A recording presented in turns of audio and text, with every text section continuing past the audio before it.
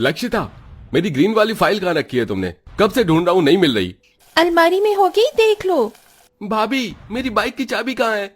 यही टेबल पर रखी थी।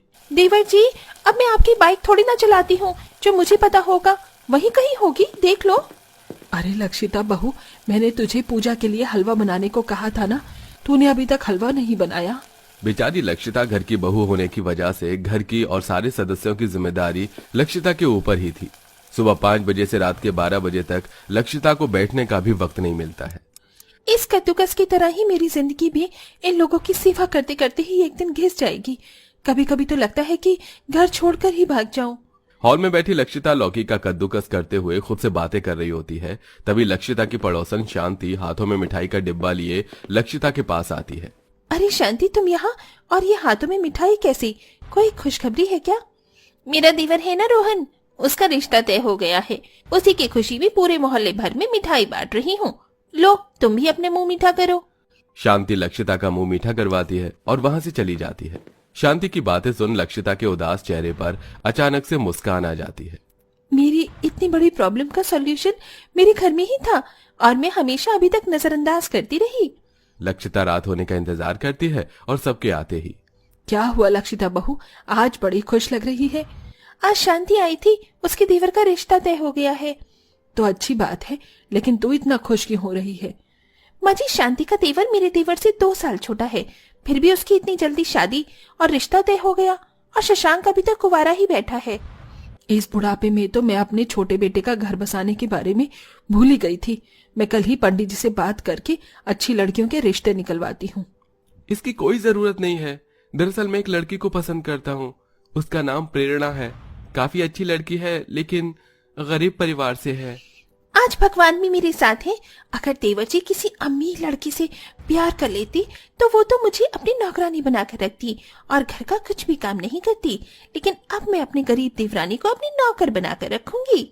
बेटा, हम ज्यादा अमीर नहीं है, लेकिन मिडिल क्लास तो है ना। क्या एक गरीब लड़की को अपने घर की बहू बनाना सही रहेगा? माँ जी, आप कैसी बातें कर रही हैं? आपके लिए अमीरी गरीबी ज्यादा जरूरी है या देवर जी का प्यार? लक्षिता की बातें सुन माधवी इस रिश्ते के लिए मान जाती है। माधवी कुछ दिनों में प्रेरणा के परिवार वालों से मिलकर प्रेरणा शशांक का रिश्ता तय कर देती है और 2 महीनों में ही प्रेरणा और शशांक की शादी हो जाती है और आखिरकार लक्षिता की गरीब देवरानी आ ही जाती है। शादी का पहला दिन गुजर जाता है और आज गरीब बहू की पहली रसोई की रस्म होती है। अपनी पहली रसोई का खाना बनाने के लिए प्रेरणा जैसे ही किचन में जाती है। हे भगवान, ये सब क्या है? मुझे तो लगा था कि मेरे मायके की तरह ही मेरे ससुराल में भी मिट्टी का चूल्हा होगा, लेकिन यहाँ तो ये शहरी गैस है और इसका इस्तेमाल करना तो मुझे नहीं आता। अगर मैंने इसके बारे में माँ जी को बताया तो वो मुझ पर काफी गुस्सा करेंगी। गरीब परिवार से होने की वजह से प्रेरणा ने शुरू से ही चूल्हे पर खाना बनाया था, इसलिए वो गैस सिलेंडर को देखकर काफी परेशान होने लगती है। तभी प्रेरणा की जेठानी लक्षिता किचन में आती है। क्या हुआ प्रेरणा, काफी परेशान लग रही हो, सब ठीक तो है ना? लक्षिता के पूछने पर प्रेरणा उसे सारी बात बताती है, जिसे सुन। ये तो सोने पर सुहागा हो गया। मैं तो खामखा ही सोच सोच कर परेशान हो रही थी कि कैसे इससे पहली रसोई में खाना चूल्हे पर बनवाऊंगी, लेकिन ये तो खुद ही इसके लिए तैयार है। प्रेरणा, तुम्हें परेशान होने की कोई जरूरत नहीं है। तुम्हें चूल्हे पर ही खाना बनाना है ना, तो ठीक है, आंगन में जाओ और मिट्टी का चूल्हा बनाकर उसे अपनी पहली रसोई की तैयारी कर लो।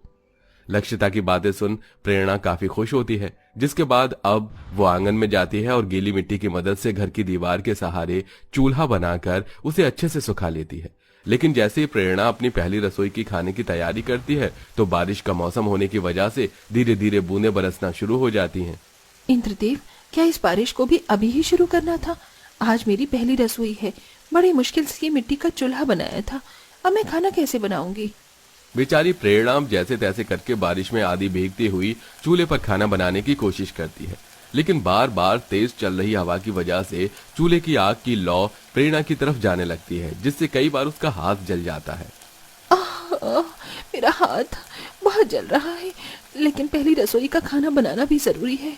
हे भगवान, मेरी मदद करो। बारिश में प्रेरणा के लिए खाना बनाना किसी कठिन परीक्षा से कम नहीं था। जहां बेचारी प्रेरणा को बारिश में चूल्हे पर खाना बनाने में बार बार कोई ना कोई दिक्कत परेशानी आ रही थी, वहीं ये सब देख लक्षिता काफी खुश थी।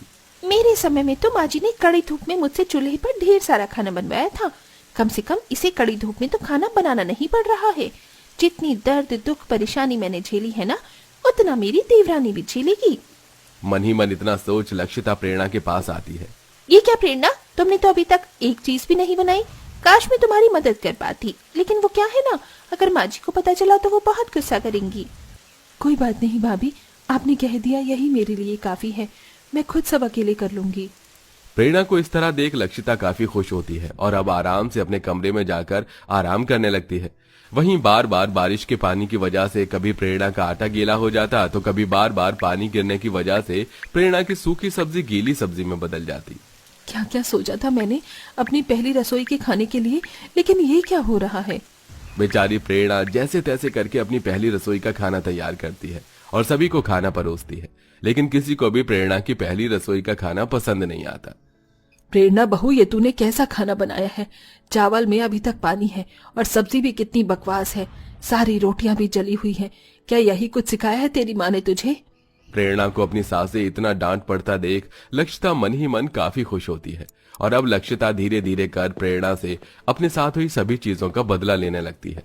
लक्षिता प्रेरणा से घर के सारे काम नौकरानी की तरह करवाकर खुद महारानी की तरह हमेशा आराम करती है। प्रेरणा, मेरी कमर में काफी दर्द हो रहा है, क्या तुम मेरे भी कपड़े धो दोगी। हाँ भाभी। लक्षिता प्रेरणा के भोलेपन का काफी फायदा उठाती है और उससे आसानी से अपने भी सारे काम करवा लेती है। प्रेरणा, बारिश होने वाली है। माँ जी ने छत पर गेहूं रखे थे, तो तुम उन्हें ले आओ और पीस भी देना। लेकिन ये काम तो भाभी माँ जी ने आपको करने को कहा था। हाँ, लेकिन मुझे किसी काम से बाहर जाना है, इसलिए आज मेरा काम तुम कर दो। बेचारी प्रेरणा थकी हारी छत पर जाती है और सारे गेहूं लाकर उसे चक्की में पीस देती है। अपनी तरह ही प्रेरणा को सारा काम करता देख लक्षिता काफी खुश होती है और ऐसे ही काफी वक्त गुजर जाता है और आज माधवी घर में सुख शांति के लिए पंडित जी को बुलवाकर काफी बड़ी पूजा करवाती है और उनके खाने का सारा इंतजाम प्रेरणा को देती है। प्रेरणा बहू, मैं तुझे बहुत बड़ी जिम्मेदारी दे रही हूँ। पंडित जी के खाने में किसी भी तरह की कोई गलती नहीं होनी चाहिए। माँ जी, आप बेफिक्र रहिए, कोई भी गलती नहीं होगी। प्रेरणा को अभी तक गैस पर खाना बनाना नहीं आया था, इसलिए वो एक बार फिर आंगन में बने चूल्हे पर खाना बनाने लगती है। लेकिन बारिश होने की वजह से प्रेरणा जो पंडित जी के लिए खाना बनाती है उसमें से कुछ चीज जल जाती है तो कुछ चीज काफी बेकार बनती है, जिसे देख माधवी। एक जिम्मेदारी दी थी तुझे, वो भी तुझसे नहीं निभाई गई। और तुझे किसने कहा था कि चूल्हे पर खाना बनाने को। एक इंसान के लिए खाना बनाने के लिए तुझे चूल्हे की क्या जरूरत पड़ी थी। मुझे गैस पर खाना बनाना नहीं आता था, इसीलिए लक्षिता भाभी ने ही मुझे चूल्हे पर खाना बनाने को कहा। लक्षिता बहू, ये तो कल की आई है, लेकिन तुझ में भी दिमाग नहीं है क्या। अगर इसे गैस पर खाना बनाना नहीं आता था तो तू सिखा देती। घर की बड़ी बहू है, तू ये सब नहीं करेगी तो और कौन करेगा। माधवी की बातें सुन लक्षिता अपने गुस्से पर काबू नहीं रख पाती। बड़ी बहू हूँ, कोई प्राइम मिनिस्टर नहीं जो सारी जिम्मेदारी मुझ पर हो। मुझको तो आप सबने रोबोट समझ लिया है। परेशान हो चुकी थी मैं इन सब चीजों से, इसीलिए मैंने जानबूझकर प्रेरणा को चूल्हे पर खाना बनाने के लिए कहा, ताकि वो भी झेले वो सब जो कि मैंने झेला है। इस बदले की आग ने तो हमें कहीं का नहीं छोड़ा। मुझे तो पंडित जी के भोजन की फिक्र सताई जा रही है। क्या करूं अब मैं। माँ जी, आप इस तरह परेशान मत होइए। अगर लक्षिता भाभी की जगह कोई और होता तो शायद वो भी यही करता। आप बस मुझे गैस चलाना सिखा दीजिए, मैं उस पर फौरन पंडित जी के लिए खाना बना दूंगी। माधवी गैस ऑन कर प्रेरणा को दे देती है और प्रेरणा जल्दी से अब गैस पर पंडित जी के लिए भोजन बनाती है, जो पंडित जी को काफी पसंद आता है। वहीं इतना सब कुछ करने के बाद भी अपने लिए प्रेरणा को बोलता देख लक्षिता को अपनी गलती का एहसास होता है। प्रेरणा, मैं जानती हूँ जो मैंने किया वो बहुत गलत था, लेकिन मैं क्या करती, प्लीज मुझे माफ कर दो। भाभी, ये आप क्या कह रही हैं। आप मेरी बड़ी बहन जैसी हैं, आपको मुझसे माफी मांगने की कोई जरूरत नहीं है। जो हुआ उसे भूल जाइए। प्रेरणा पल भर में लक्षिता को माफ कर देती है, जिसके बाद अब दोनों देवरानी जेठानी बहनों की तरह मिलजुल कर हंसी खुशी रहती हैं।